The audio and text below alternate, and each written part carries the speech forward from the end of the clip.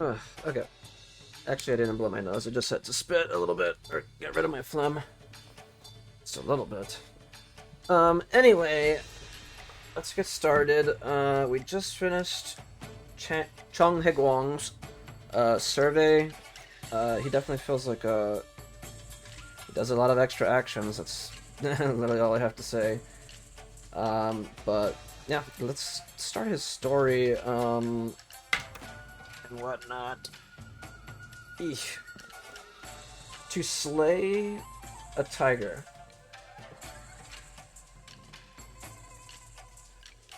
Saying goodbye to the black tiled roofs of his home, he steps onto the road ahead, going off into the bright world. I'm assuming it's 8. It's usually around there, right? Actually, it has 9.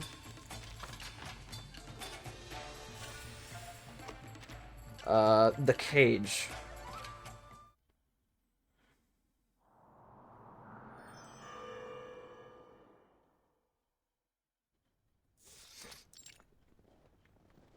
Chung's house. Where is my camera? Let me see. The cold sky presses down on black tiles. Black tiles press down on white walls. At the foot of these walls is a courtyard. Though swept clean that morning, a light dusting of snow has already begun to reclaim it. You're gonna have to excuse me for my... Since I'm still trying to get better. I was under the weather recently. Chung Hagwang carries firewood into the house and lights the stove. Copying documents of the Yamen still earns me around 30 wen a day.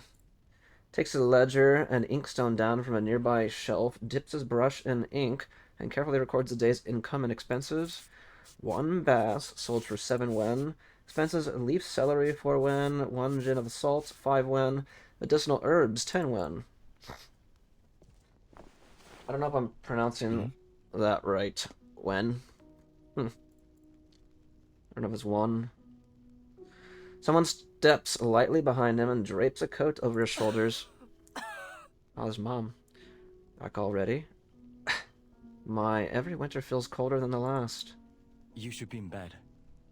Should be in bed. I only went to see Dr. Wu for some baibu. He said you should be resting. It's fine. Alright, but why did you go to him again? Don't you usually go to Jishi Tong?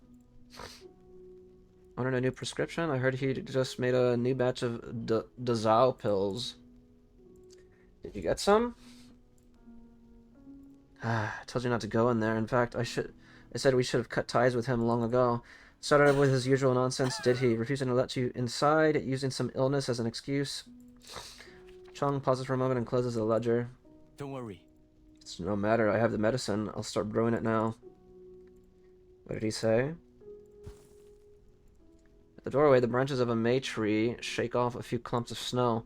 Thankfully for him, a sudden knock at the door interrupts the awkward silence. Expecting someone? We haven't had a visitor since your uncle returned to the countryside. Chung puts the ledger back on the shelf. I'll take a look.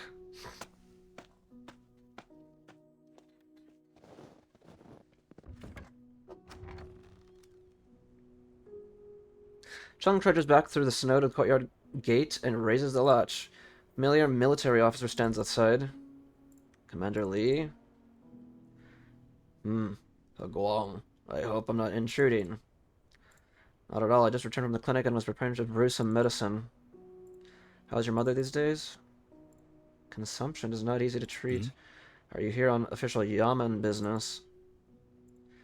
Li Huafeng offers a faint, amiable smile.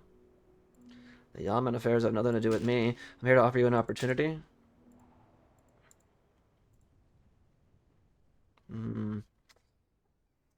A position?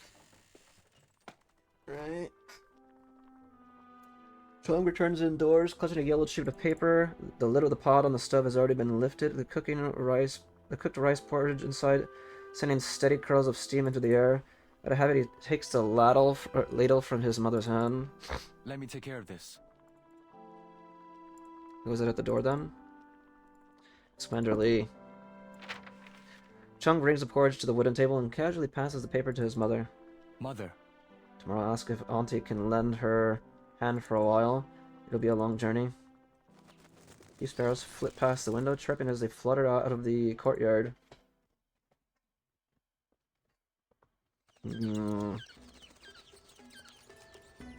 Pretty. Street, Riverside Village. The small village, governed by another country of Huanzhou Prefecture and nestled between mountains and rivers, has simply come to be called the Riverside Village. This Riverside Village looks much like Ju County. At its entrance, Chang Heguang sees the familiar rise and fall of black tiles once again. Only today's early afternoon is not quite as peaceful as usual. My brother's been mauled by a tiger. He's damn near on his deathbed, and any dogs have the gall to stand here, pushing us around. Mm-hmm. To the left of the village entrance stands an exceptionally grand courtyard with a memorial paifong outside bearing the words loyalty, filial piety, integrity, and righteousness. A group of villagers have gathered beneath the paifong, their faces flushed as they shout at the household guards blocking their way. Likely residents of a local gentry. Chung approaches without a word, slipping in among several bystanders. Dr. Suiyu was paid for with the family's heart on silver. She's inside treating Master Hu. How do you try to barge in? That's too far.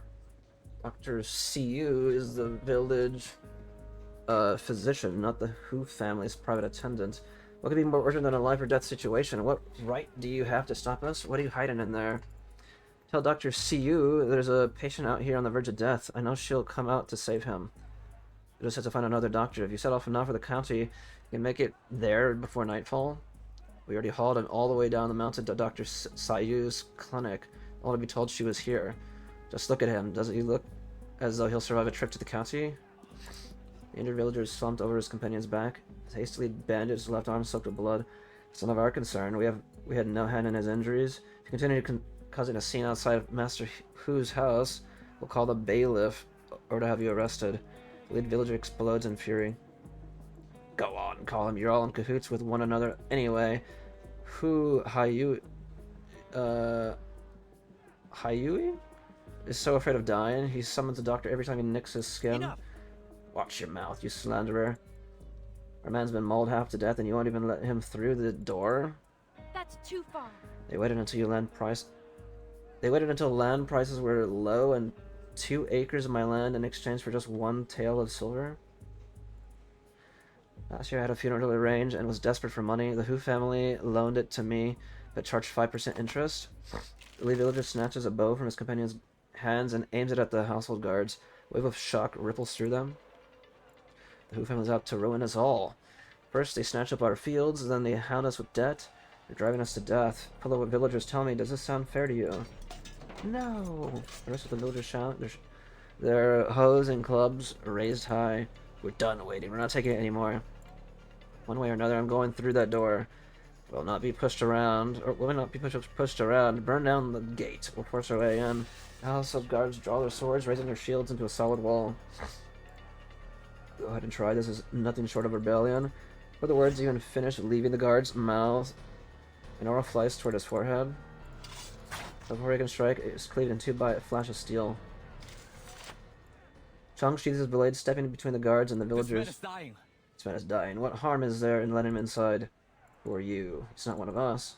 The crowd exchanges glances like a theater troupe interrupted mid-performance.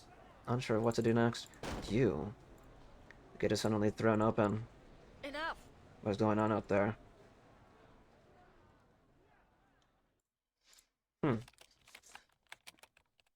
Continued.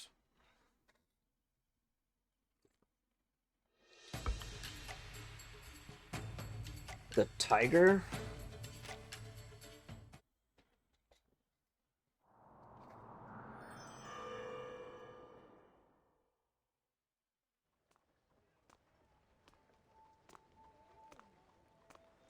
Calm. Unheard footsteps emerge from the courtyard. Seems they've had martial arts training. The guards hastily make way. Their voices soften with deference. Dr. Suiyu?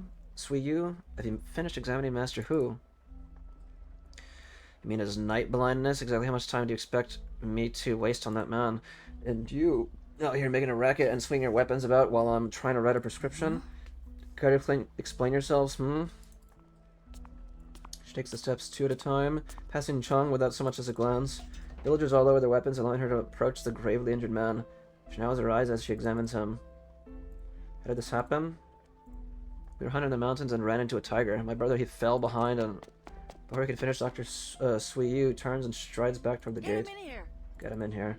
Dr. Suiyu, he's covered in blood. Could have possibly carry him into Master Hu's courtyard? Enough. It's bad luck for someone to die at the gate, is it not? I'll ask Master Hu for a room myself. She pauses, then turns back impatiently. Well, unless you wish for this man to die, I suggest you bring him in. Ah, right. Quickly, let's get him inside. Two villagers rush the wounded man inside, streaking the entrance steps with blood as they ascend. Should we wipe it up? If it dries, it'll be harder to clean. Of course, you dolt. Unless you're looking for a scolding, you'll wipe it this instant. Guards fetch water from the courtyard and begin hurriedly scrubbing Master Hu's steps.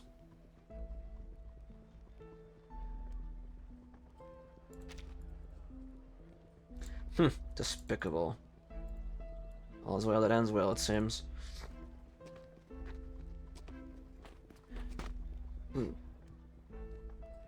Chung is just about to leave when the lead villager steps in to block his path. Stop there! Wait. Who are you? Why did you cut down my arrow? What? Only passing traveler at you. Your arrow would never have pierced that guard's rattan shield, but it would have given them a reasonable reason to Your retaliate. recklessness will cause nothing but trouble. I may have lost my temper, but I've put up with them and their shoddy treatment for far too long to care about the consequences. If they fight, then we fight. And if you've made the first move, you'd have been deemed the primary culprit. Were someone to die, your punishment would be death. And what of it? You think I fear death, huh? The way you speak, it's obvious you come from noble stock. How could someone like you understand our struggles? This jointed back and forth phrase Chung's patience. I'm not. During their exchange, several village guards rush over, stirring up a cloud of yellow dust under the python. What's going on here? Master Hu's personal guards hurry forward to greet them, directing their accusation to the villagers sitting cross-legged by the gate. It's these troublemakers, they've dirtied Master Hu's steps. We didn't mean to cause trouble. Someone was mauled by a tiger and urgently needed treatment.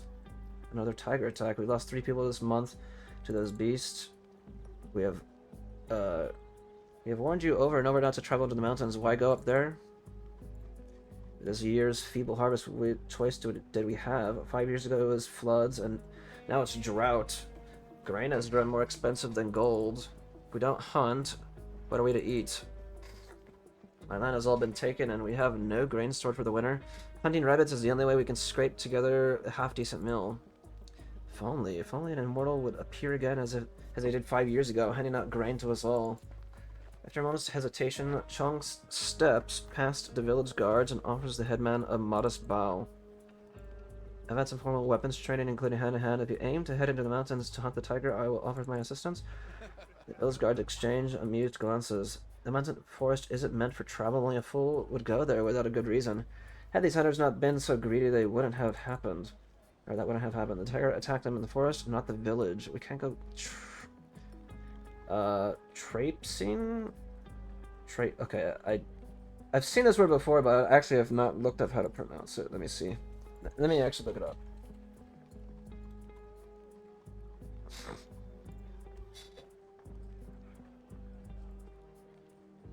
Oh, I said it right, yeah. Traipsing.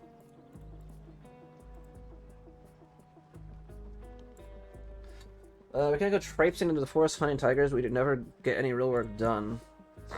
With a dismissive wave, he turns back to scold the grime-covered villagers. That's enough. Go back to your homes, and no one is to go up the mountain again. Your decree doesn't change the fact that these hunters still have families to feed. That tiger has taken too many lives, it cannot be ignored. The headman suddenly swings his staff as if he were swatting an annoying mosquito. His tip brushes inches from the hem of Chong's clothes. You're getting on my last nerve, boy.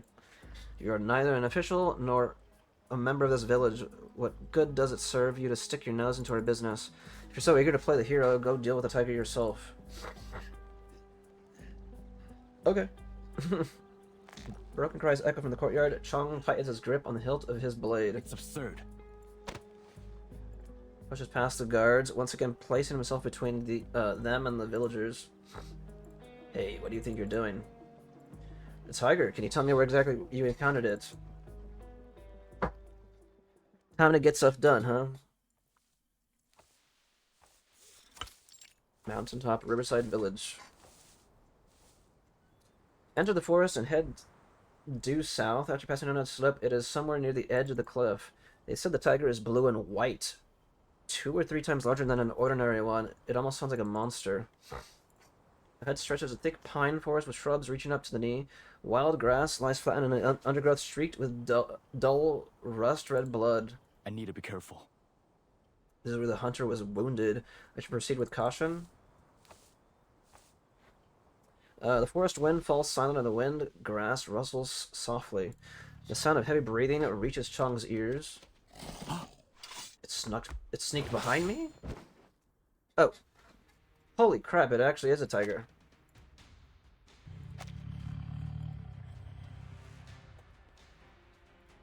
Massive tiger, blue streaks in its magnificent white fur bursts from the grass, slamming Chung to the ground.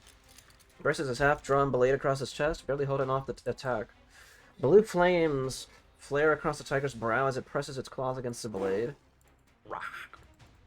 That's some strength, huh? A feather shoots from his shoulder guard like an arrow, piercing the tiger's forehead.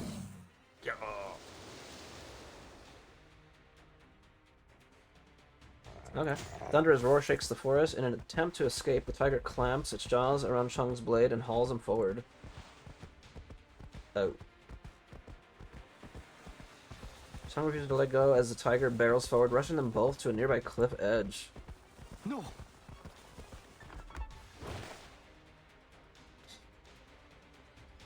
As the tiger leaps, a sudden sense of weightlessness comes over Chung.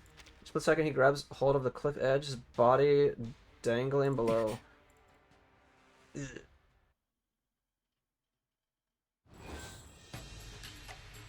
Drag and extend chi to connect the other. This is my family blade. How can I let it go so easily? Use chi to fire feathers and make the beast let go. Drag the portrait. Use chi to connect the feathers to the tiger. Oh, I see. Okay, each feather has a different number of attacks. Connect enough feathers to defeat the tiger. This is how many steps I could take, right? Okay, defeat him before you run out of chi and feathers.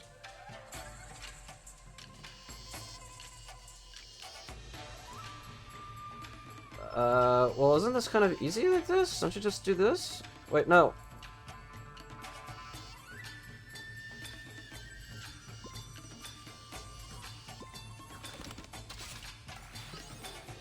Oh, that's one round.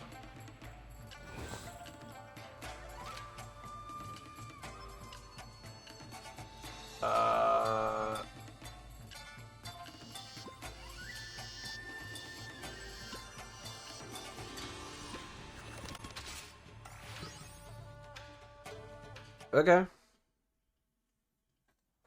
Hold on, give me one moment. I'm back.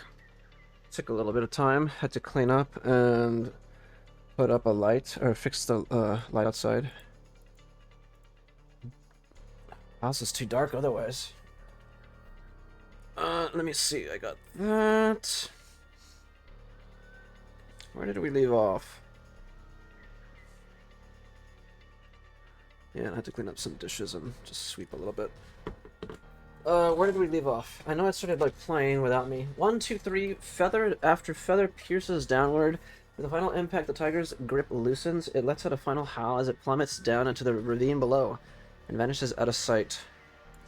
Phew. The soil is too loose. It needs to be harder if I'm to pull myself up. Breathe. Sense the flow of chi. Wherever it touches, the earth hardens like iron. Concentrate. So beneath his fingers takes on a faint metallic sheen, but doesn't spread any further.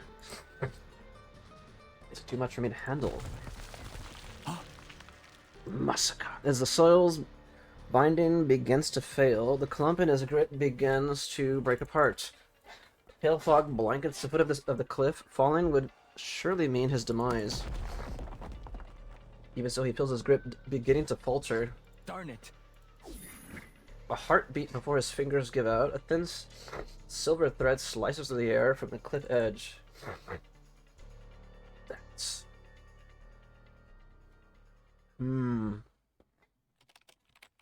Oh, I forgot. I thought this was the start of another one.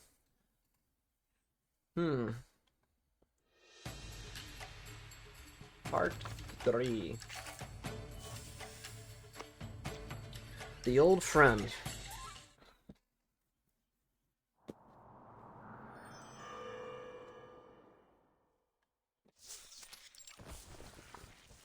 Mountaintop Riverside Village.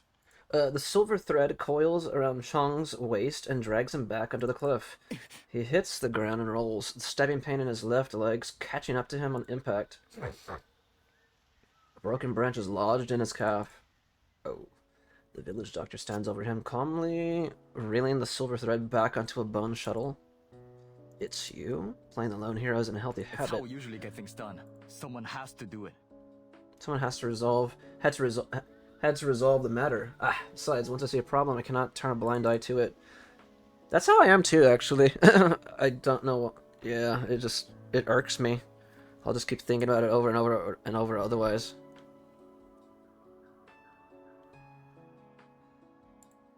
Couldn't involve those hunters again, not after they scarcely made it back alive. Maybe so sure they wouldn't have lent a hand. Dr. Siu steps closer, squatting down and inspecting the wound on his left leg. Good news, it doesn't appear too deep. Ready? She doesn't wait for an answer. In one swift motion, she yanks the branch free and the wound wells with blood.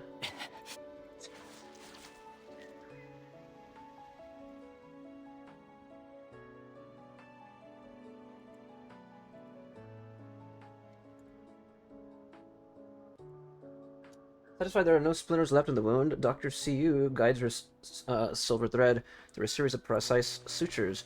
With practiced ease, she applies herbs pulled from her robes to the wound, then cuts and ties a clean white bandage. Thank you. Thank you. Quite the unique method for treating wounds. I just find some joy in experimenting with my arcane skill. Forgive my bluntness, but what are you doing here, Doctor? The Hu family refused to let the hunter stay after I patched him up, so I had him taken to my clinic. Whether he survives or not is in fate's hands now. In any case, it struck me that you looked somewhat familiar. I asked around where you'd gone and was promptly informed that you'd inquired about the tiger's whereabouts and run off alone. To face the beast, no doubt. That can't be, I told them, but their faces were deadly serious. I was worried something might happen, so I hurried over. Dr. Siu falls silent, her eyes lingering on Chong.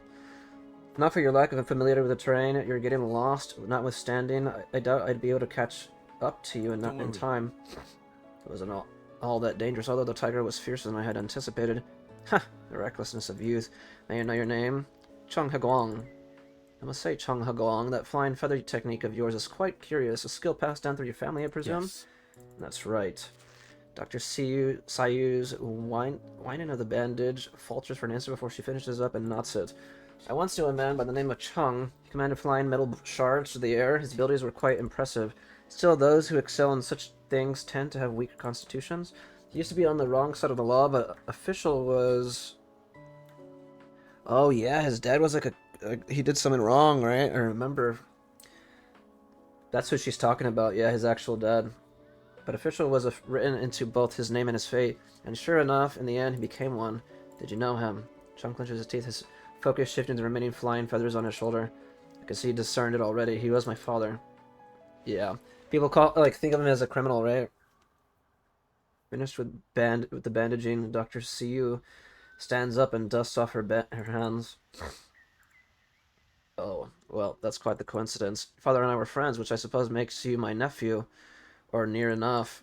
So listen, nephew, this injury will take a few days to heal, and the dressing will need changing. My clinic is at the foot of the mountain. Come stay with me for a few days. Thank you. I brought a little money with me. I'm afraid I may not have enough to cover the medical expenses for the next few days. Think I'm after a few coins? Just stay. You can pay me back by lending me your hand when you can.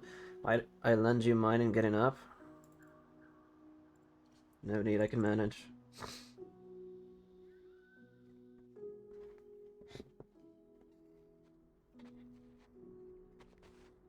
The two set off together down the mountain. You seem young. Are you still studying, or have you become an official? Neither. I must get by on odd jobs. And what odd jobs brought you to this poor place in the middle of nowhere? I was running an errand for someone and happened to pass through. I see. How is your mother? Well enough. And your father? He passed away. What happened? He had an accident. I'm sorry, I never would have imagined. Imagined? He was still young, but I suppose death comes for us all. A long silence falls.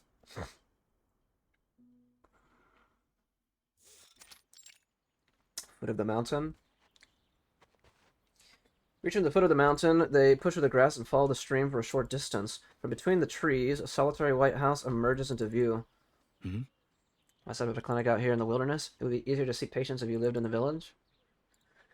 Convenient, sure, but the houses in the village are tall and crammed together, one after another. Living like that would be maddening. I get that. But your clinic has the same black roof tiles and white walls. It looks no different from the houses in Ju County or the village. What do you expect me to do? Paint the house black from top to bottom? Dr. Sayu whirls, sending 3 silver threads like spider silk toward Chong's vital joints. As if he anticipated the attack, Chong dodges. Flying feathers clash with silver threads, tangling as they fall to the ground. What was that? You could have said it and taken the threads, yet you chose to dodge and tear the wound open instead. Command over your arcane skills undisciplined, to say the least. Had you used it properly earlier, you'd have subdued the tiger without so much as a scratch. Dr. Sayu shakes her head and sighs. I remember how your father would turn leaves to metal, sending them flying as he bid. There are plenty of leaves here. Why not give it a try? I can't. Everyone from my clan can control light metals, but transmutation? I am the only one left who can do... I'm the only one left who can do it, or at least I ought to be. Chosen not to use this unique ability?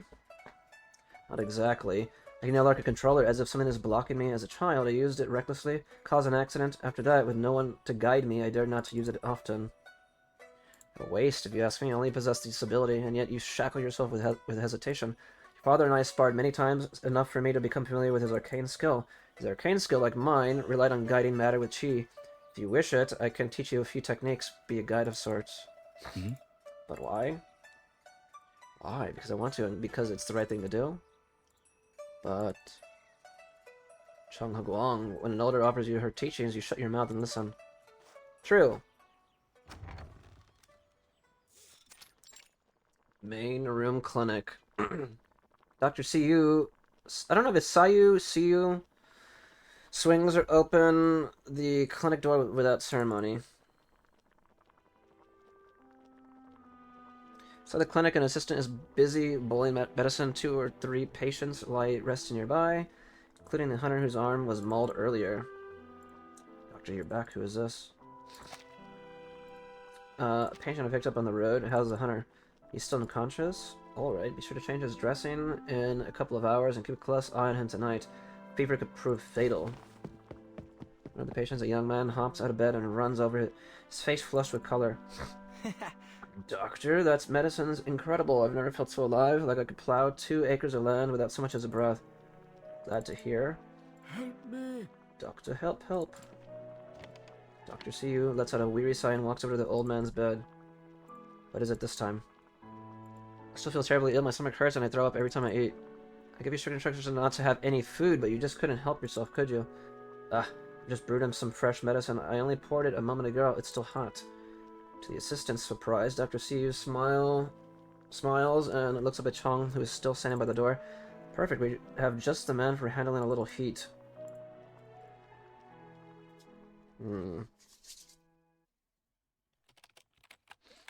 Heat.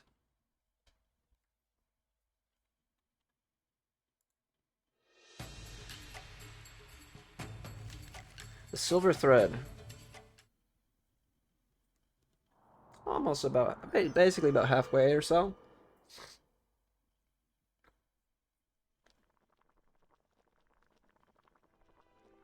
Now, Chung, move the bowl of medicine onto the table into my hand using only your family's technique. Hmm? Why? You often make a habit of arguing with your elders. Brewing and serving medicine is part of the clinic's duties, but if you'd prefer to lie around and take advantage of my hospitality for the next few days, be my guest. Chung falls silent for a moment, then extends his right hand and aims it at the bowl of medicine. Ah. In an instant, the medicine bowl turns black and spins forward, almost crashing into Dr. Sayu's hand. A little excessive, but all in all, not bad for a first try. Although it is rather heavy, I wonder why. Breaks into a cheerful laugh, then props the metal bowl upright and shows it to Chung. Medicinal broth inside the bowl has been transmuted along with it, becoming a solid block of metal. Fortunately, the effect wears off in time, otherwise you'd be paying for the medicine. Have patience. Remember, a single day does not make a master. Ow. It's been a long while since I've used it so much. With a little more practice, I know I will perform it without error. Dr. Sayu retrieves several chipped, broken bowls from around the room. Well, you're not lacking for confidence. Why not begin with these? Once you master them, lighter things like flowers and leaves should be no problem at all. Your arcane skill works much like my own. Simple, really. Sense the flow of chi, carefully straighten it, and then aim it at the object, and strike.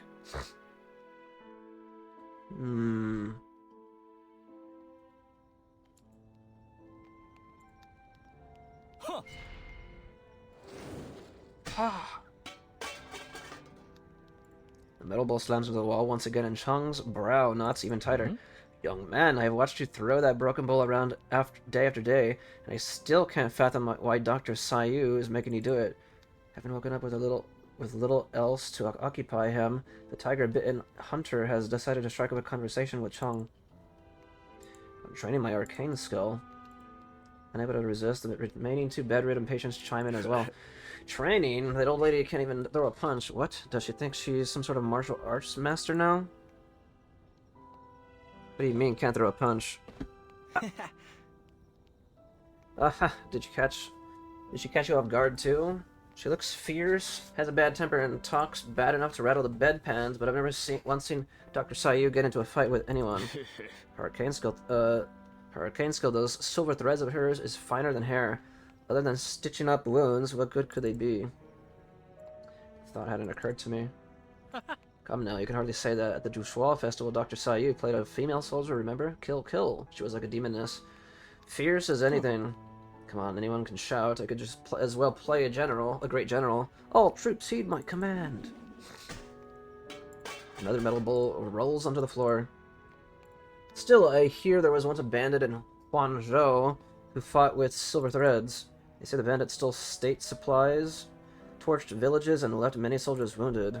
I heard that. I've heard traveling merchants talk about the very same thing. They say those silver threads could cut through iron like mud.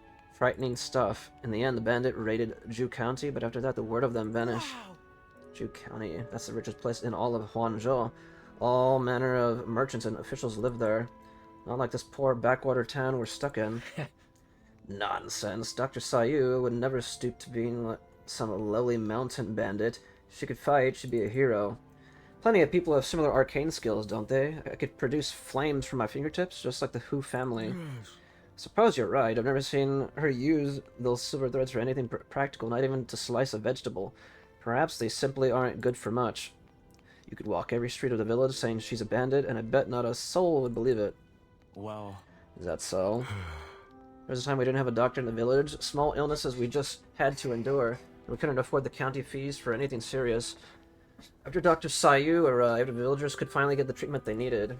That's right, my son was having convulsions last year. It's thanks to her that he's still with us. The metal bowl slowly rises, wobbling as it drifts toward the other side of the room. Finally, it settles smoothly on the table. That's awesome. Well done, young man. It's about time you finally managed it. Now, maybe you can get my medicine over here without spilling it?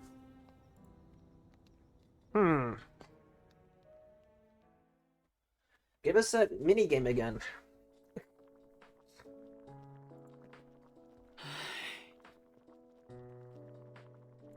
Ah.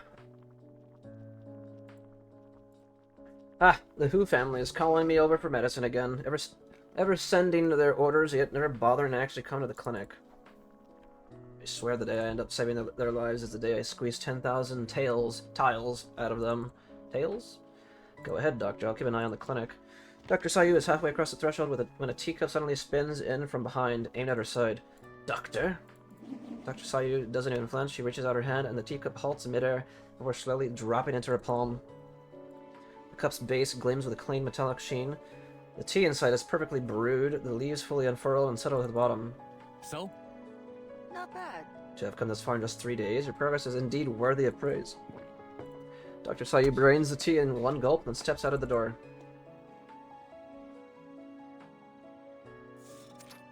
Quick Learner, Side Room, Clinic. Practice makes perfect. In the early hours of the morning, while the patients are still sleeping, Chong Huguang gathers the broken bowls together. The doctor's assistant walks over carrying a bowl of medicinal broth. Time for your medicine, young man.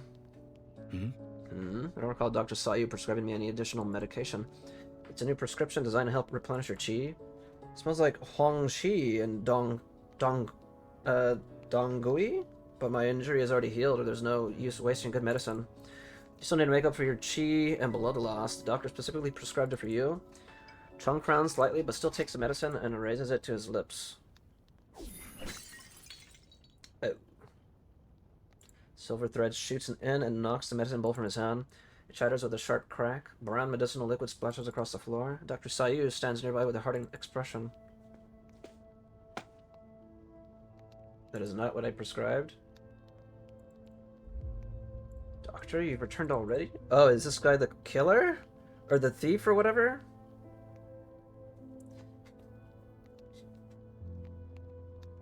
I came back for something. What's going on here?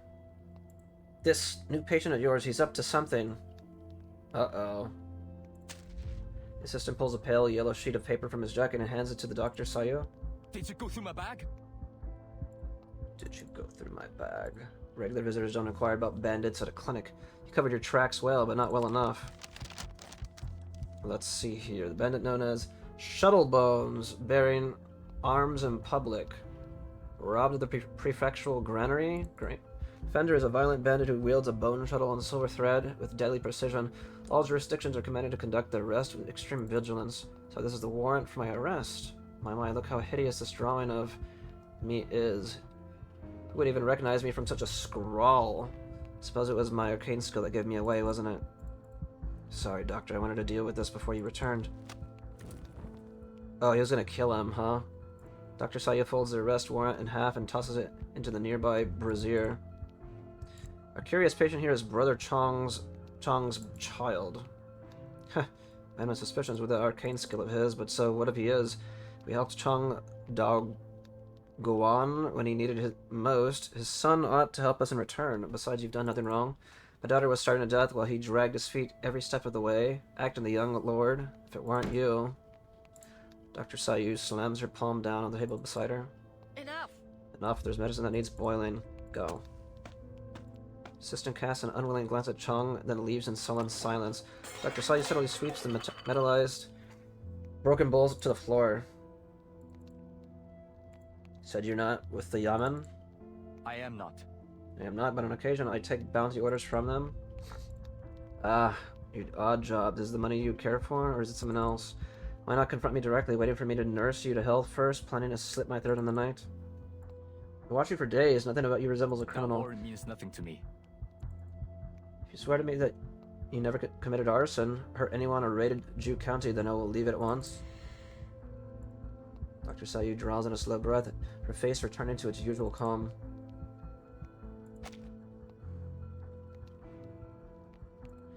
But I did it all.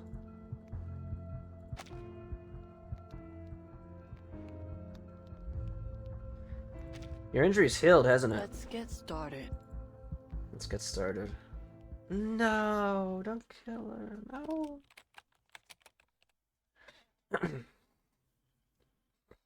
She's a bandit.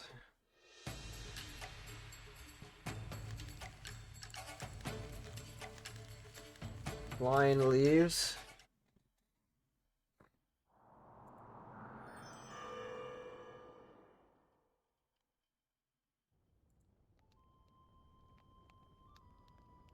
Shuttlebones, I remember her. She knew your father once. Yes. Yes, the Yaman has confirmed she was the ringleader behind the raid on Jew County that night. All those caught on the raid were executed save for her. She fled with a handful of others, disappearing near the riverside village. If she yet lives after all these years, she has likely lowered her guard and settled into an ordinary life.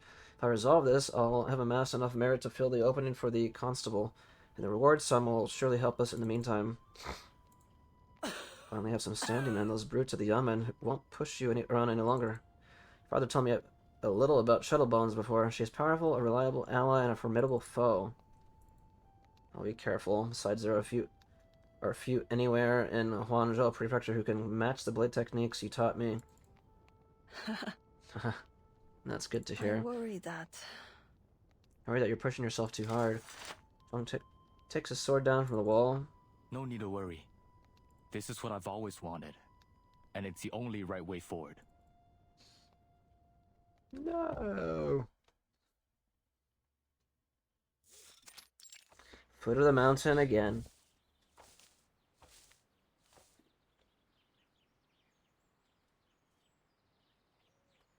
Amid a clearing in the mountain woods, Chung stands peering up at the trees. Hold on, give me one moment.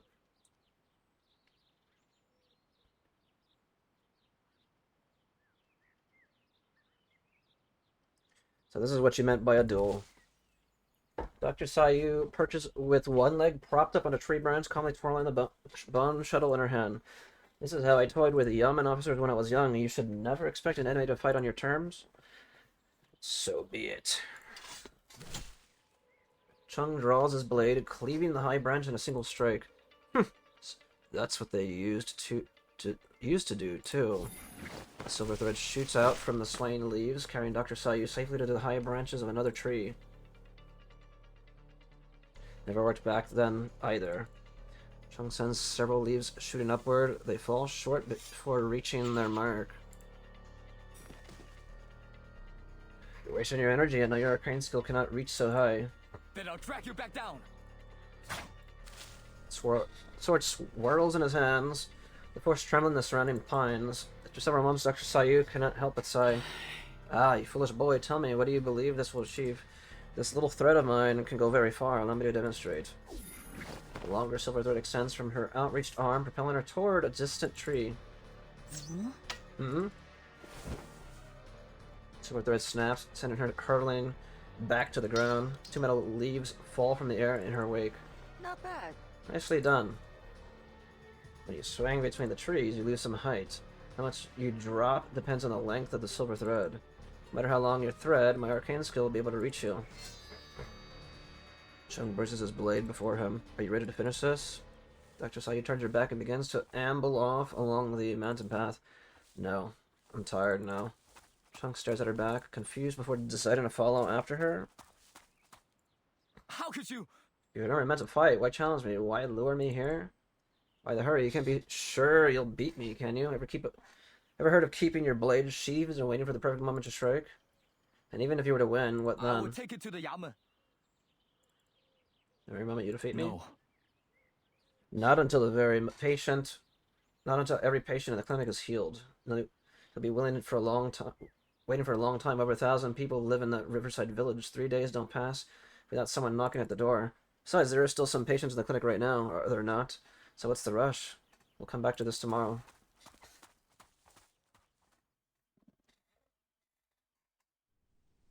And the next day.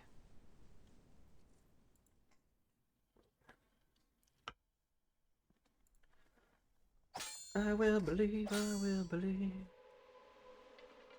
Fallen leaves scatter, turning into metallic blades as they tangle with silver thread. They streak through the air in a blur impossible to make out.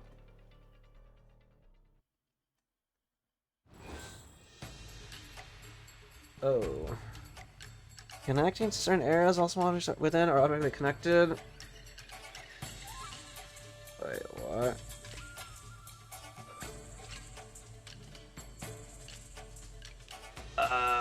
What?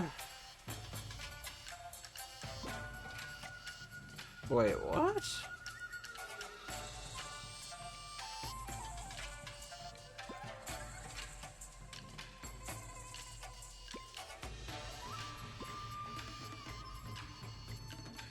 How does it not fit?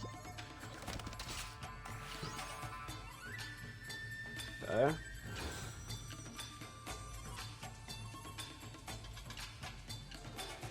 Gonna walk the dog. Running super late. Oh no.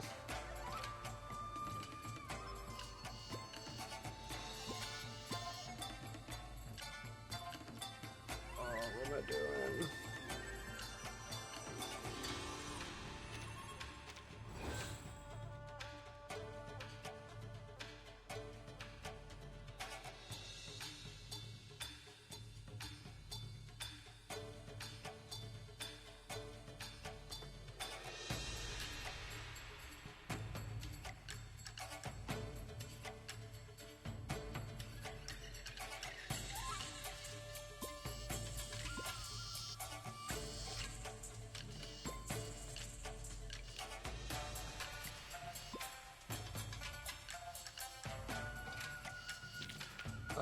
I can't. Okay, let me see.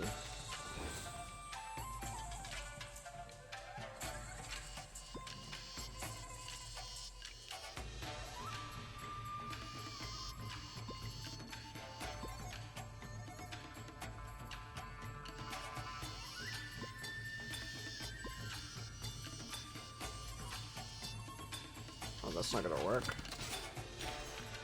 Ah! Okay, let me see.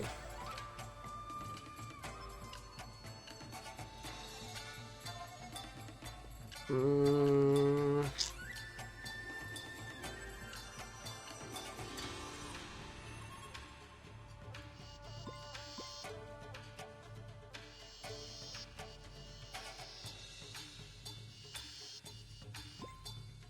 Okay.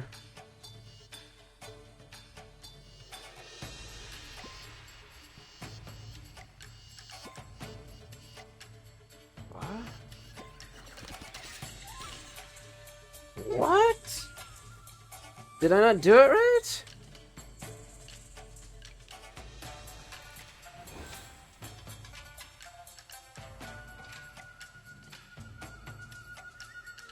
Huh?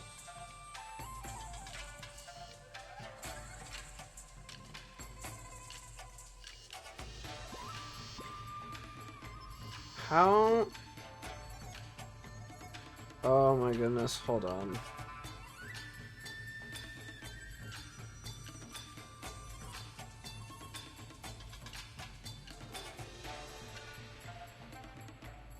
Okay, no, I'm doing it. Okay.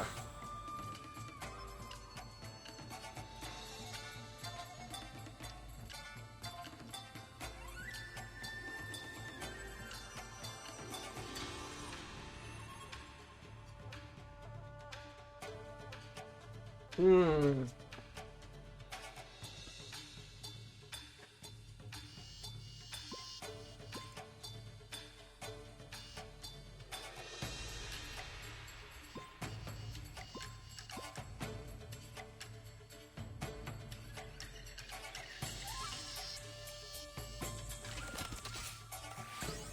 Okay, there.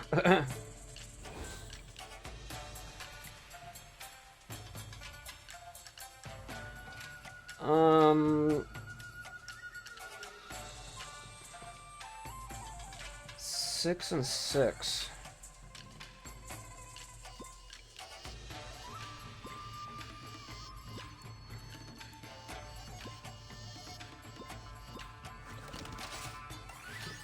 Okay. That one's easier than the other one. Not bad. You're improving quickly. Most struggle to see my thread, let alone defend against it. No. Still not fast enough. I can't catch the silver thread chi. Can't turn it into metal. You're shielding the bone shuttle in your grip. Its chi resistance is too strong. I can't properly use my arcane skill. Can't allow you to destroy my weapon that quickly. I have a reputation to uphold.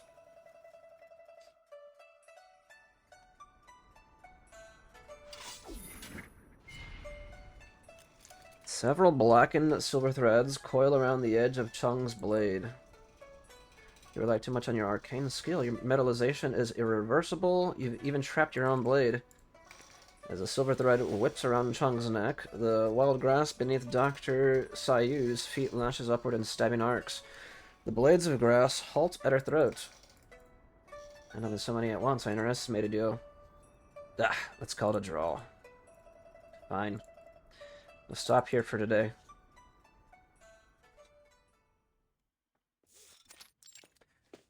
The yard clinic? After some hours of training in the woods, Chung returns to the clinic a little late. Hey! Several villagers are helping the hunter as he heads home. When he spots Chung, he raises a hand in greeting. I'm on the mend and ready to head home.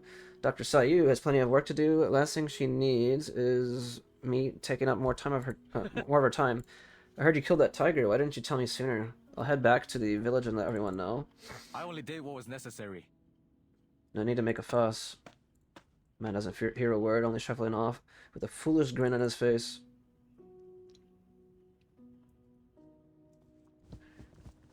Chung enters the clinic to find Dr. Sayu seated by the medicine stove, gently fanning the flames. Something's gonna happen to her. I mean,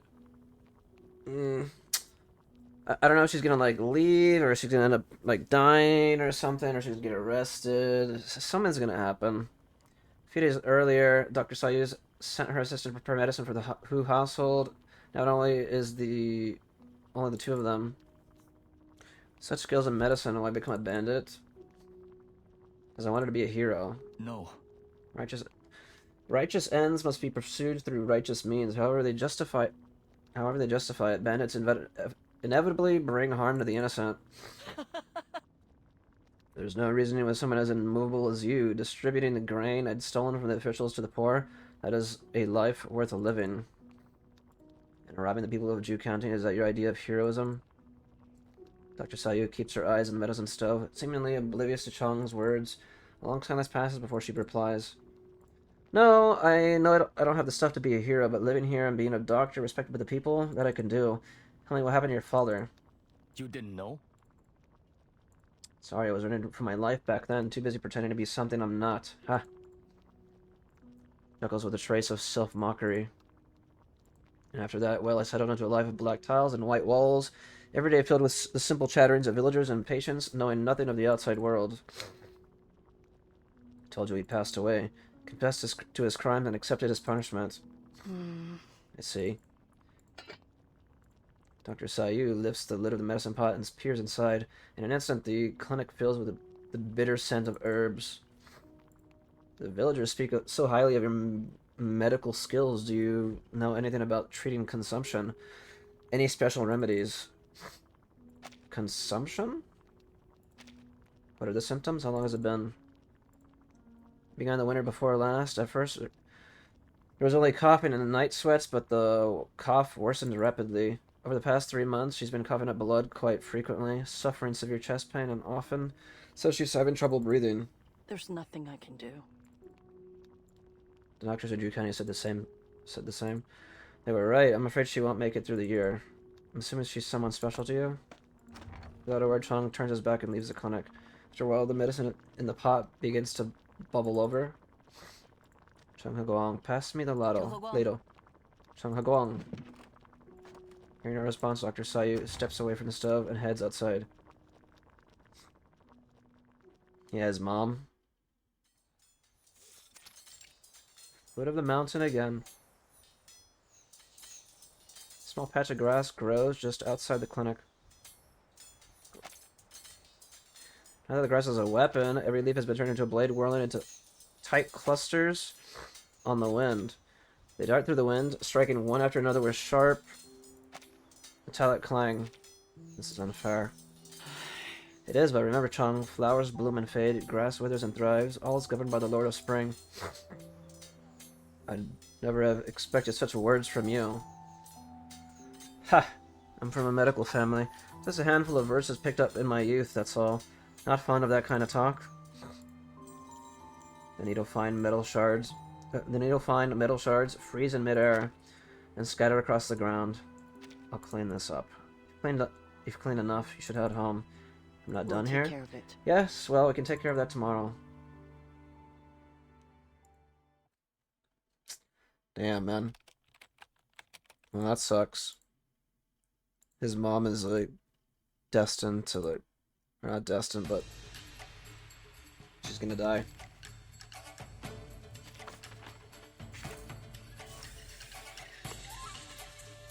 The Night Raid.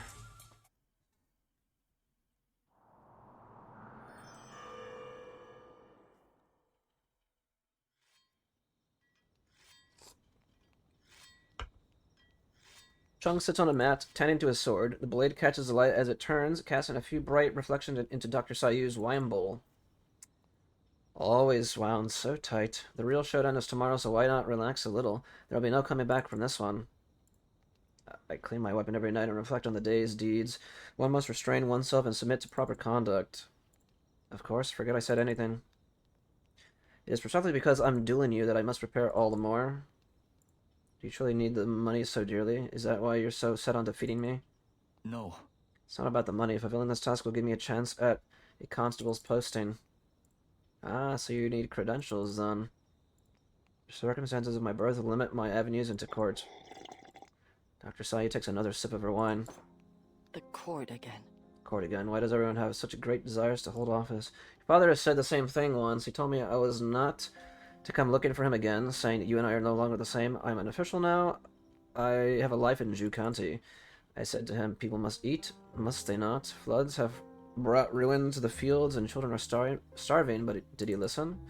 I didn't ask much of him, just to leave a door open for us, and we'd make it worth his while. I know the story.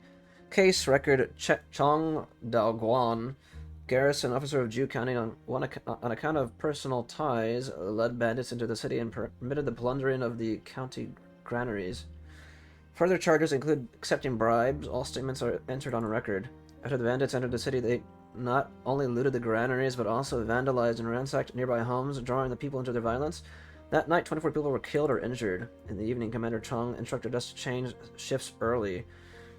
We were unaware of any looting. I swear that this given statement is true. When the bandits ransacked the surrounding areas, there were no officers nearby to hear the people's cries for help. Am I wrong? They weren't always bandits. They were once refugees, those who had lost their land and couldn't get enough to eat. What difference does that make? Talking on this further is pointless. Chong sheathes his blade and steps out of the clinic before Dr. Sayu can reply.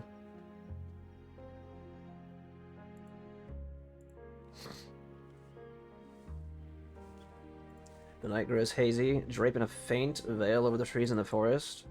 What was I expecting? Some hidden, non-existent truth.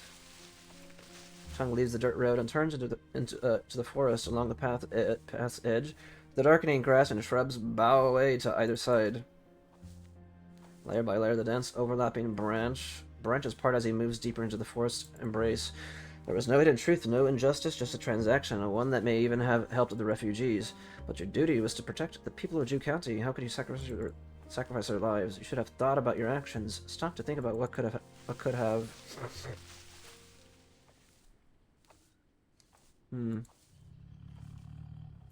Is it the tiger again? It stops in its tracks. It's a clearing in the forest, a tiger crouching at its center. Enormous and beautiful, the tiger bears a silent blue flame upon its brow, its fur shimmering like moonlit silk. Chong recognizes a familiar wound on his forehead. That's the same tiger that attacked me a few days ago, but I saw it fall from the cliff with my own eyes. The tiger pays no attention to him. Instead, it stretches its neck, lets out a deep, resounding call, and springs forward to the north. That's the direction of the clinic. Ooh, I wonder if the tiger's gonna kill her.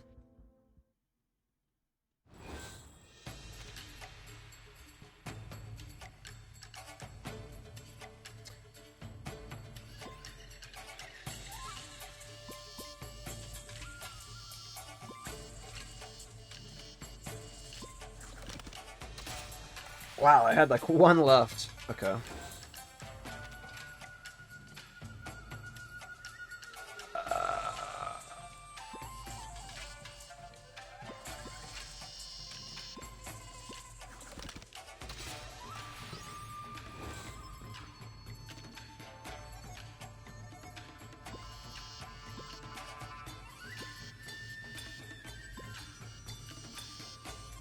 What?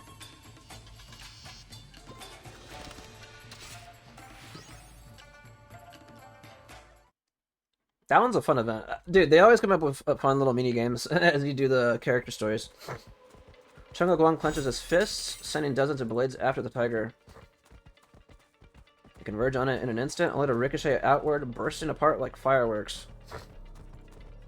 What tries once more, the blades are again knocked away. It seems the tiger's fur is tougher than any steel. Oh no. It isn't long before the tiger arrives at the clinic. Chung in close pursuit. He can only watch as it brings down the south wall with a single strike. Careful! Dr. Sayu, watch out.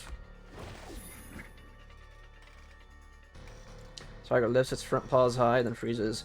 Hair thin silver threads lace around it, binding it like a fly in a web. Inside the half-collapsed house, Dr. Sayu grips her bone shuttle, placing herself in front of the collapsed hunter clinging to a small wooden container. Damn, you know what's gonna happen? She's gonna like die to the tiger, and then like he could basically like lay claim to like the bounty, right, for her because she dies. I'm assuming that's what's gonna happen. What are you doing here? I came in to deliver the chicken soup. We cooked a big pot of it at home earlier tonight. This wasn't me. I didn't lead the tiger here. I thought it dead already. Changa Guang, get him out of here. This beast is too strong. Her words and body shake with the effort of holding the tiger in place. Chung leaps in behind her and swiftly lifts the hunter to his feet. Get up, run.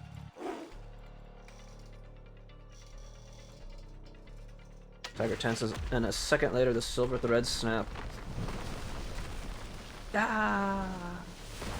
Amid a burst of dust and debris, Chung grabs the hunter and rolls aside. When the dust clears, the clinic lies in ruins, and Dr. Sayu is nowhere to be seen. The tiger stalks toward Chung, severed right arm clenched in its jaws. Chung catches a glimpse of Dr. Sayu's bone shuttle glinting between the tiger's fangs before it disappears down its throat. Get out of here now. Go back and find the village headman. What about you? I will deal with it. But first I must get in closer, much closer. The hunter flees at full speed at the tiger. As the tiger lunges toward Chung, slips past the tiger's attacks, leaps upward and strikes down from above. Oh!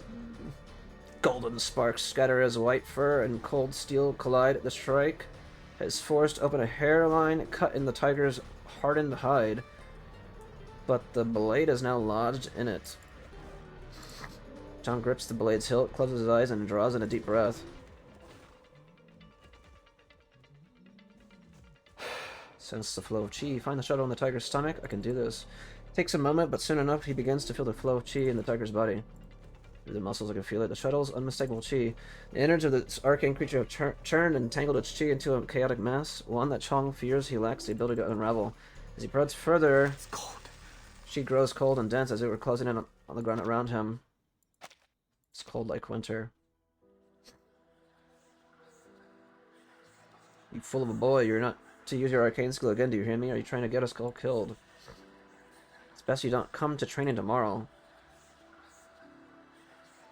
You're not selling the house anymore. Oh, I see. He's really dead. An accident. Who'd have thought a military officer would be so tragic? Huh? No! No. Young Chong, huh?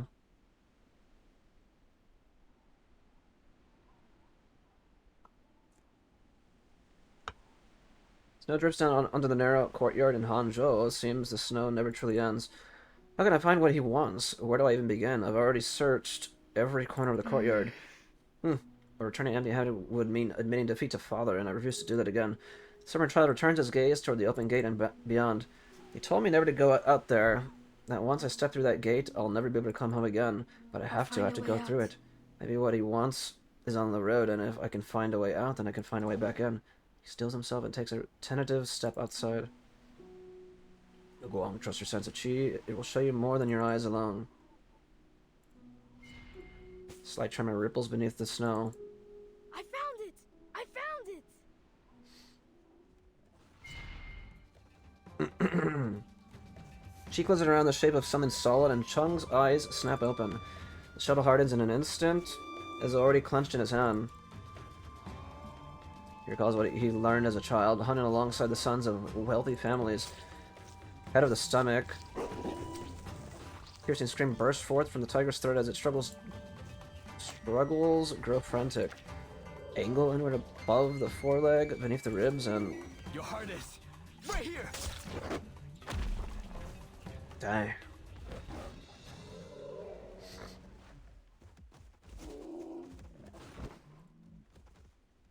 Chang can no longer hold on as the tiger's death throes turn wild. Tiger gives one last painful roar and thrashes across the ground before stillness takes it. The now metallic shuttle bursts through the tiger's chest and rolls to a stop beside Chang.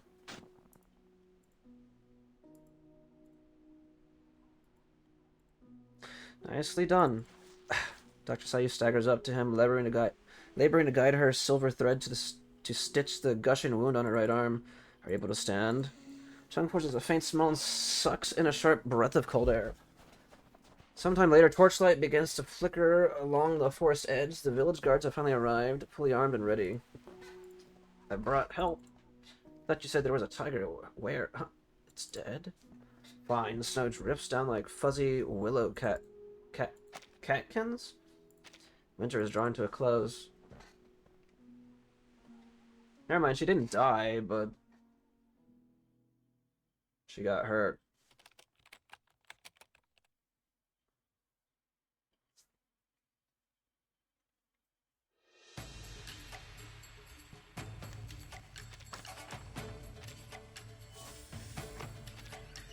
The celebration?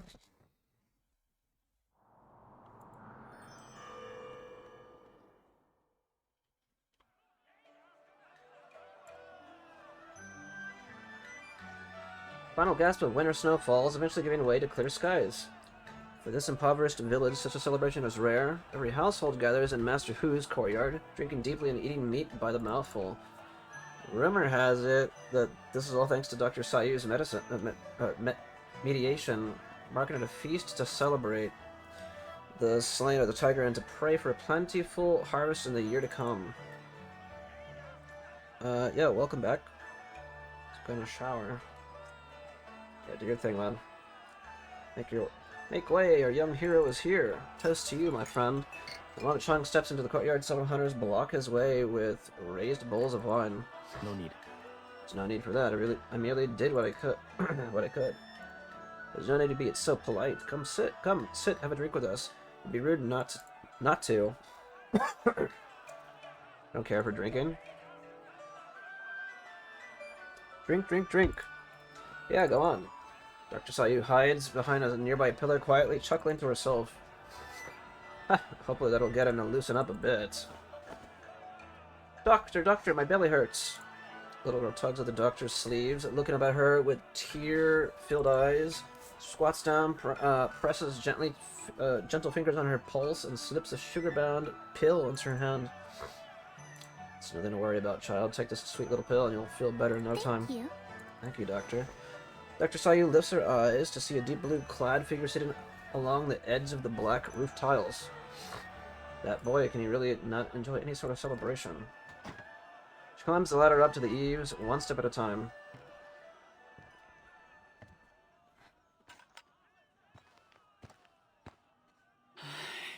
Even I need a ladder to get up to the roof these days. There are too many people down there. I did only my duty. There's no need for all this gratitude. I saw the tiger fall into a ravine. How was it able to survive? Such things are rare, but not unheard of. Perhaps it was not a tiger at all, but instead a beast possessed, controlled by some arcane means, or perhaps it was some manner of mindless spirit. I heard once that a long time ago a horse once jumped off a cliff, only to find great fortune, even ascend into immortality. Please. Please? Dr. Sayu opens her wine jar and sits cross-legged beside him. I tell you no lies, who can truly explain matters of the arcane. Anyway, I'm here to inform you that the clinic hasn't had a patient for 3 days now. You should seize this opportunity while it lasts. Remember my words about waiting for the perfect moment to strike. Her right sleeve hangs empty, the torn hem still unrepaired, giving her a slightly disheveled appearance. Chung grips his left hand tightly, lost in thought. Strong can't make up your mind. Credentials, I must ask, why do you wish so dearly to become an official? No. To overshadow my father's name with my own. One morning he left and never returned. Since then our family has faced nothing but trouble. At one time the residents even surrounded us.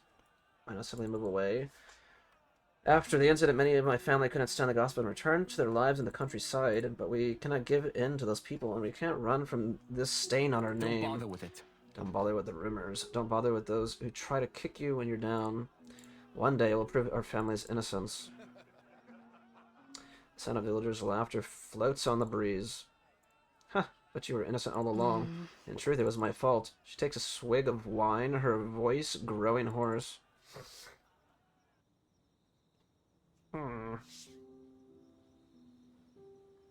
Many died that year, but the granary was still heavily guarded. Without an inside man, it would have been almost impossible to succeed. I asked your father for help. I told him we only had a handful of people that we needed to strike during the guard change. Grab some grain and maybe a few when, then go. He took a leave of absence to distance himself, pinning all the blame on me and using the bandit attacks as a cover. It didn't cause much of a stir. No one spent much time on it. At most, he took the blame for negligence. It was simply a good deed, done without a second thought. But more than just a handful of refugees came that night. When word spread, everyone argued to come along and grab a bag of rice for themselves. I figured I needed the help. After all, how much could I carry on my own? It was truly only ever meant to be a few more pairs of hands. I only wanted to help as many people as I could.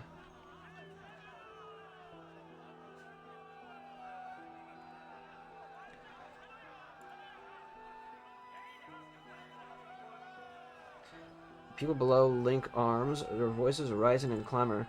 The little girl who only moments ago had taken medicine for her stomach chases her friends in the courtyard.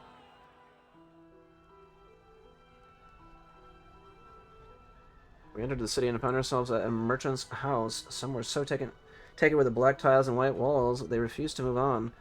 I was eager to get the grain and leave, so I took only a few of my trusted men directly to the granary.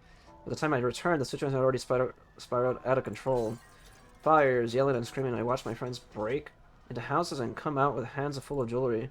I shouted, "Are you out of your minds? Are you out of your minds?"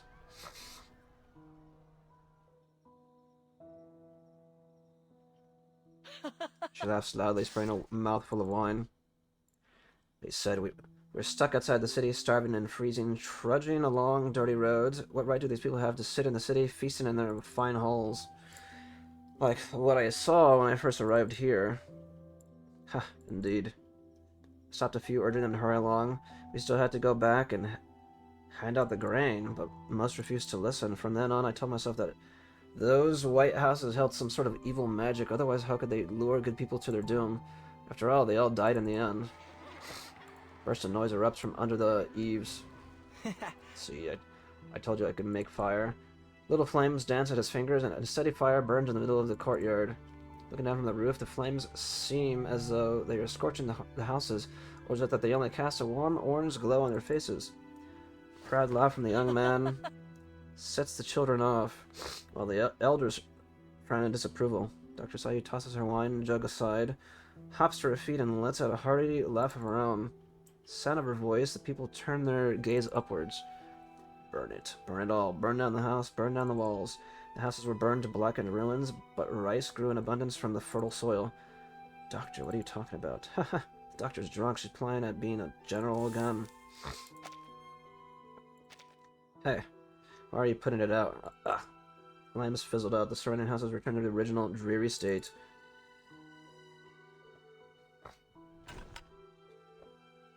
Dr. Sayu sits back down, leaning against the roof tiles and looking extremely drunk. I'll go with you. Go with you tomorrow. No. Chung unclenches his fist. The iron shuttle hovers 3 inches above his palm, its surface marked with faint bloodstains. Perhaps it was due to the tiger's strange chi, but the effect of his arcane skill had not faded. Instead, it had permanently turned the bone shuttle to metal. Shuttle Bones is dead, Shuttle bones. but the people need you.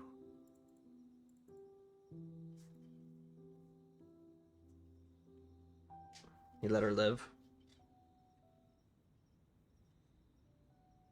Commander Chung, while this house may not match the grandeur of noble estates, it is a century-old building embodying both quiet wisdom and integrity. Look at these walls. They have stood for many long years and are as sturdy and white as ever. Hmm. I've looked it over a few times, and it is quite impressive. It's beautiful. Though a little cramped, I'm not certain I'll have the room to swing my sword. Ah, still devoted to your training. Your ambition never ceases to amaze me. Guang, I just know you'll be an excellent martial artist someday. It's too close to the ancestral hall. Just thought of that place makes my knees hurt all over again. That's your fault for being such a mischief maker. Besides, there are far worse punishments than kneeling for 2 hours a day. Come now, there's really nothing wrong with the size. Let's just try to be content with the place. What's the use of all that space anyway? Too true. Let's sign the deed of today. Excellent, excellent.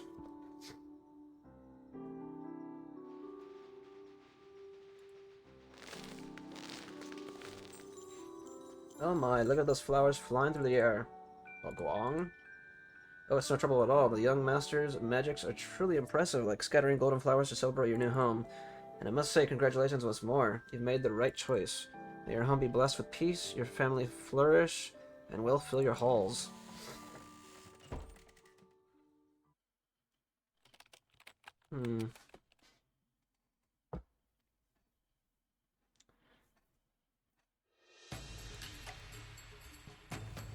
I guess this is like a bonus thingy at the bottom right here, like like a little final mini game. The cage.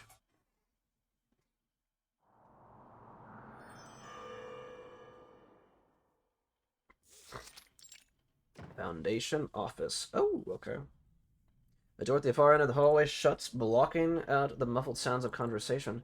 As the 400-year-old tale comes to an end, its listener scratches her head. Oh shit, Paper Heron. So after that, you went back to Ju County and became a constable? Chong shakes his head. For some reasons, I failed to become a constable that year. I gave the iron shuttle to Li Huifeng, and he only smiled. But when I met you, it seemed you'd already been a constable for quite some time, arresting people, shouting orders. You were actually rather skilled at it. I was lucky. I was lucky 3 years later, after another constable position opened up, I succeeded in filling it. So this story of yours has something to do with this box. Finely crafted wooden box rests on the wooden table in the middle of the room. The lid has been removed and placed beside it. Inside is a bill of exchange listing the Hu family in the capital and an amount of 10,000 taels of silver. It also reads, bestowed upon Dr. Sayu, presented to Chong Haguang. Interesting. The East Asia branch just told me they had an old artifact in their warehouse, one that's been lying around for centuries. I heard it had once belonged to the Hu family, with specific instructions to pass it on to a man named Chong Haguang, possessor of a rather unique arcane skill. But where would we find someone to honor it? Surely they've all long forgotten about this thing by now. I've never heard of anything like this before. So much has happened since then. I never returned to that riverside village. Ah, with all this money, were you still in Huanzhou, you'd be living a life of leisure without a care in the world. But now times have changed. The Hu family is long gone. The once valuable bill of exchange is just another useless scrap of paper. Why would she gift you all this? I don't know. I suppose now I never will. Paper Heron suddenly smiles as if recalling something. She paces back and forth twice before finally walking to the door. Don't worry. This elder, perhaps, all she wanted was for you to live an unworried life. Either way, I'm done with what was asked of me. I'll be on my way. Thank you for the story, Aguang. The door closes and Chong is left standing alone in the room.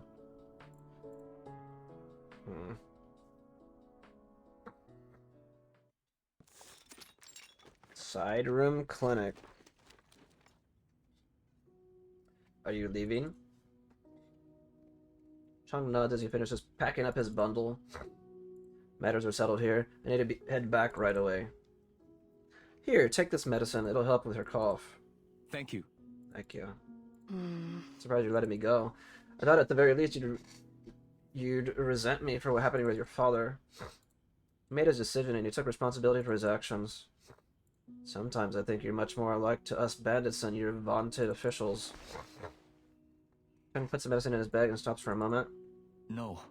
Do not misunderstand me, and if you return to banditry, I will show you no mercy. It doesn't matter what anyone's intentions were. Things happened as they did, and everyone has paid the This price. is for the best. The price is to be a doctor, and mine is to be a constable. It is for the best. Actually, I see it like that too, actually. You had no hand in all this. It's not your fault. You are not your father. I know, but that changes little. Probably think me a rambler by now, but why not stay in the village? Live the life of a tiger-slaying hero? Why go back and put up with all of that scrutiny? The offer is tempting. Slaying that tiger was indeed exhilarating. But what do titles and glory matter to a hero that has more than himself to think of? One who has a beautiful white house in Ju County where his mother still lives. One who is the son of Chong. Is it the hero's duty to protect that little white house? And how can he leave before the walls are repainted white? But... In the end, I'll always be the son of a bandit. Constable or bandit? They're only words. no. They're more than just words. They're a gateway to the martial arts, to handfuls of silver, and to life-saving medicine. Just as the art enjoyed by the elite and common folk differ, so does their etiquette. Outside the home, one listens to teachers and superiors. Inside the home, one follows the manners of one's mother. Wow. People of the county hold the works of sages and scholars as unquestionable truth. One must hold compassion and kindness for others, even when in crisis. One must carry integrity, justice, and honesty, even when in poverty. But none of them hail the brute who saved the village from a tiger. True righteousness can only be delivered through true righteous When I become acts. a constable, I'll be fair and do right by the people. This I swear. Were I in charge of the militia here, I never would have let that tiger wreak havoc for so long, and I wouldn't have let any people die. Nor would I have let those refugees starve. None of this would have happened. You'll need to be a great general if you just stop it from ever happening again. Of course it can be done. Once I become a constable, I will rise through the ranks. Militia captain, a regional commander, becoming a general will be within my grasp. Only all it took were grand words, eh? But that's not how the world works. She shakes her head. But then again, if you can truly live a life of wealth and glory, I suppose that's not such a bad compromise. She smiles, a hint of melancholy in the curve of her mouth. Officials have always had beautiful homes. Perhaps your parents hoped as much for you. But should things go awry someday, you know where to find I'll me. help you.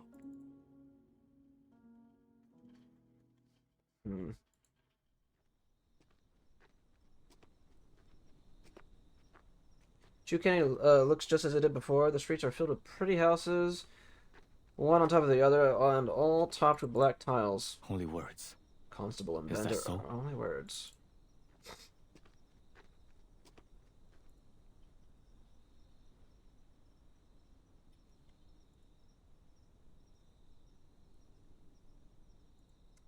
I've been away for so long, I wonder how things are at home. Chung passes beneath 3 Paifong, and the familiar sight of his home comes into view.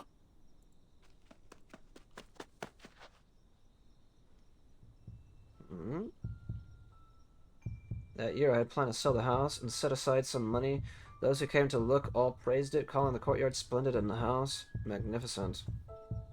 The good house keeps its wealth hidden. You never know whether it was filled with gold and jewels or rolls of the finest silks. They walked in full of envy, but left sighing and grumbling because there was nothing to be found in her house. Damn, is she just dead? Because a tomb is a house for the dead. And the home can be the same for the living. This ancient house has played host to countless masters, and now it adds one more to its history. A long white banner flutters in the wind, scattering the red May blossoms on the ground. Aw, I think she died, right? Another gust of wind blows into the room, sweeping away the thin, pale bill of exchange. Seeking victory in the wrong place only invites further misfortune. Bill floats out the window, soaring higher and further like a bird in flight, until it goes beyond the range of his arcane skill, becoming a barely visible white dot in the distance. Paper Heron pokes her head around the door. Oops. Oops, my memory is terrible, you know. There's something else I forgot to mention. I bumped into some folk from the East Asia branch of the Vigils Bureau. They're looking to recruit too. About that, You know of them, right? Their job is like that of a constable's, catching thieves, writing reports, and that sort of thing. may I ask? Anyway, I'm just passing along the message, so what do you think? Chong looks at the empty box. A barely perceptible smile crosses his face. Let's talk about it later. He remembers an old house, a white house. A house that welcomes life into the world, a house that bids farewell to those who pass. A house that has laid to rest father and mother and friends. A house with clearly defined edges, square and stern in its form. A house consumed by fierce flames. Wow. I could never find what I'm seeking in that home. So I burned it down and left. Yeah, that happened in the main story, right? Yeah. Wow, that's how it ends. Okay, not too shabby. I really did like that one. That one was pretty good. I'm gonna have to give that one like an 8. Like an 8 out of 10. Let me see what this one is. The Final Cleave. 3 rounds of this.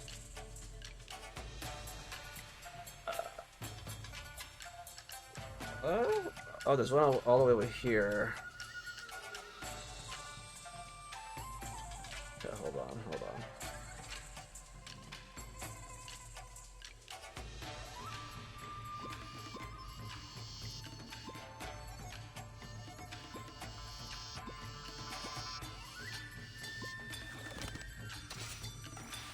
Okay. Yeah, the story was good. I liked it. Not a lot of stuff, or like not.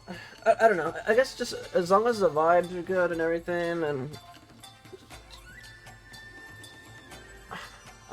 like nothing extravagant has to like happen. Like there doesn't have to always be constant action or anything. But like with this one, I mean, like it just I enjoyed like even like just the characters talking and everything. Everything with the doctor, just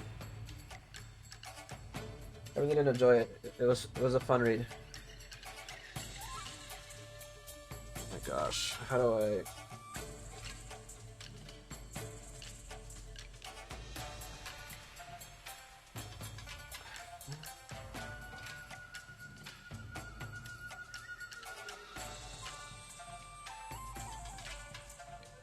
Okay, let me see. So this is okay.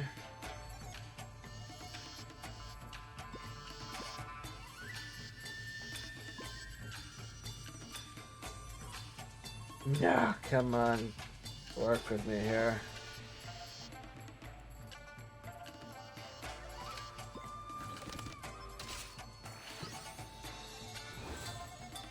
Okay, one more.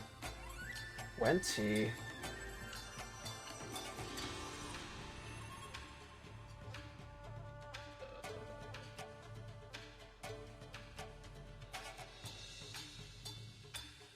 Dang, what the heck?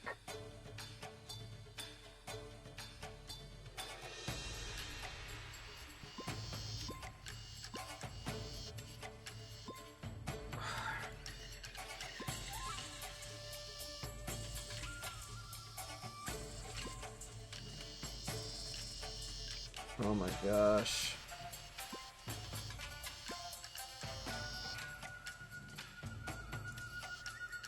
What?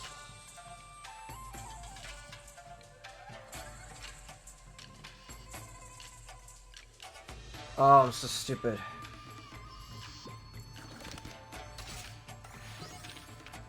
Yeah, disregard that. My brain was not thinking on that one. Yeah. Fun little... I actually like the minigames in this one a lot. But yeah, that was To Slay a Tiger. That was Chung Hagwang's story. Not too shabby. yeah, I don't know. It feels like a solid 8 out of 10 story.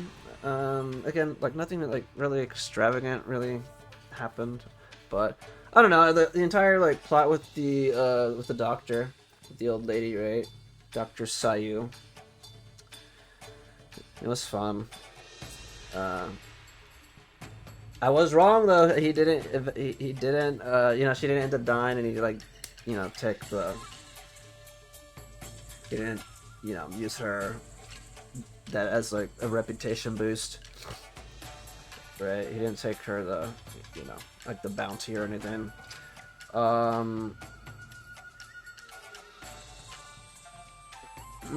What else? Sucks about his mom and whatnot.